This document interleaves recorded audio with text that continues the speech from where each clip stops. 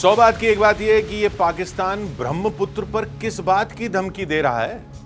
भारत ने सिंधु जल संधि पर रोक लगाई तो पाकिस्तान से आवाजें आनी शुरू हो गईं कि ऐसे तो चीन अगर ब्रह्मपुत्र नदी का पानी रोक देगा तो भारत को भी पानी के लाले पड़ जाएंगे।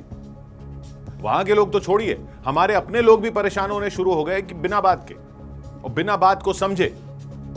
तो वो तो असम के मुख्यमंत्री ने अच्छी तरह समझा दिया कि पाकिस्तान को भारत से जाने वाली नदियों और चीन से भारत में आने वाली ब्रह्मपुत्र में बेसिक फर्क है।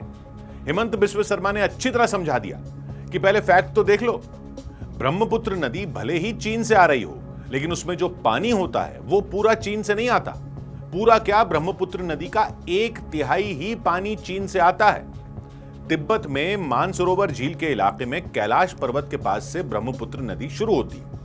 तिब्बत पर चीन का कब्जा है तो ये कह सकते हैं कि दक्षिण पश्चिम चीन से ये निकलती है। वहां से निकलकर तिब्बत में बहती हुई ये भारत में आती है अरुणाचल प्रदेश से।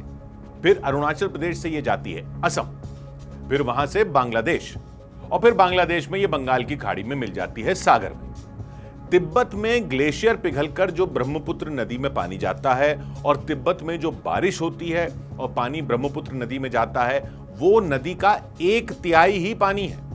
बाकी का पानी तो भारत में बहने वाली छोटी छोटी नदियां जो ब्रह्मपुत्र में मिलती हैं वहां से आता है और जो पूर्वोत्तर में बारिश होती है वहां से ब्रह्मपुत्र में पानी जाता है। तो ये कौन सी धमकी दे रहा है पाकिस्तान?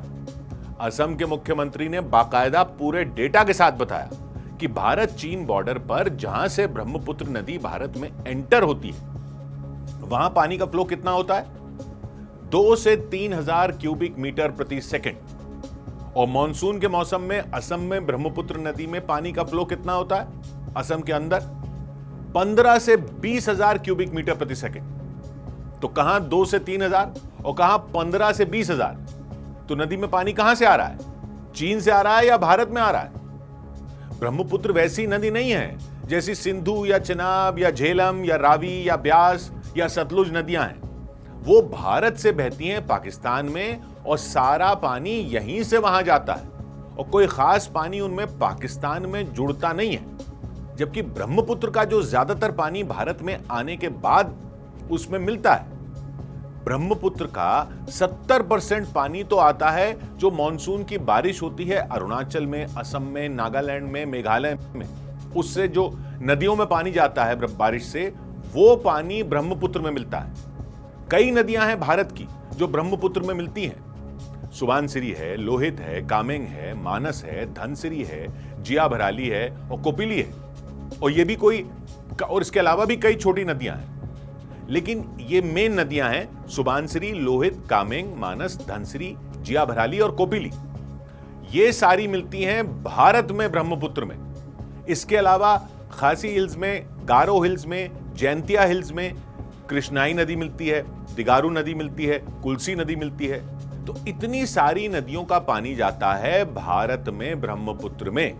बल्कि ब्रह्मपुत्र में ज्यादा पानी होने की वजह से तो हर साल बाढ़ आती रहती है।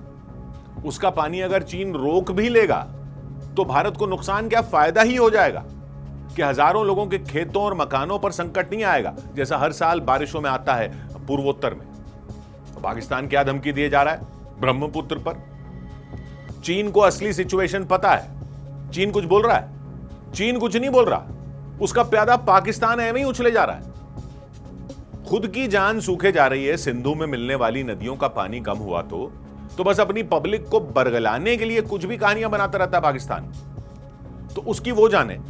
हमारे लोगों को तो फैक्ट समझ लेने चाहिए। ब्रह्मपुत्र में पानी कोई एक जगह से नहीं आता।